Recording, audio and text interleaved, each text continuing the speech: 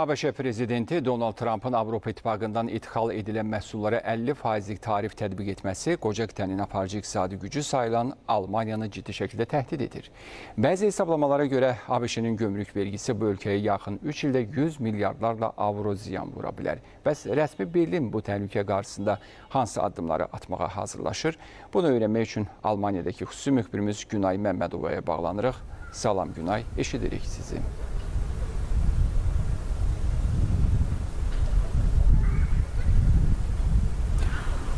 Ceyhun, bəli, onu deyə bilərəm ki, Birləşmiş Ştatların Avropa İttifaqından idxal olunan məhsullara 50%lik rüsum tətbiq etməsi ehtimalı beynəlxalq ticarət dairələrində ciddi narahatlıq doğurur. Qeyd edeyim ki, bu sıradan bir ticarət qərarı deyil, əksinə qlobal iqtisadi münasibətlərdə tarazlığı poza biləcək qədər böyük və təsir edici bir addımdır.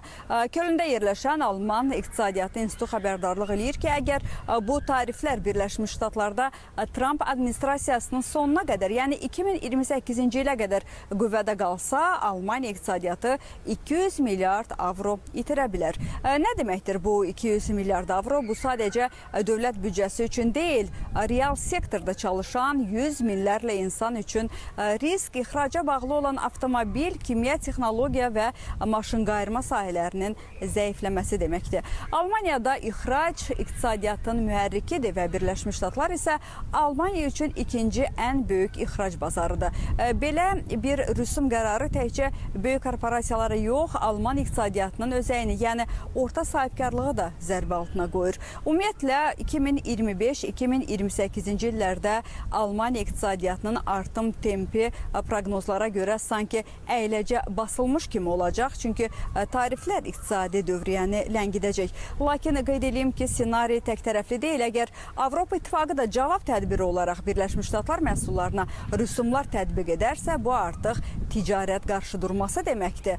Bu halda 2028-ci ilə qədər ümumi zərər 250 milyard avroya qədər arta bilər və bu rəqəm artıq resesiya təhlükəsi yaradır.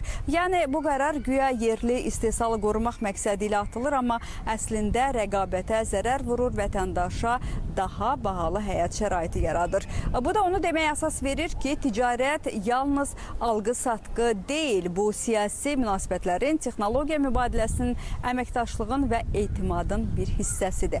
Əgər bu münasibətləri sarsıdan addımlar atılarsa, nə Avropa, nə də Birləşmiş Ştatlar iqtisadiyyatı bu prosesdən qalib çıxmayacaq. Belə, mənim çatdıracaqlarım bu qədər. Söz yenidən sizdə. Təşəkkür edirik Günay'a. Ətraflı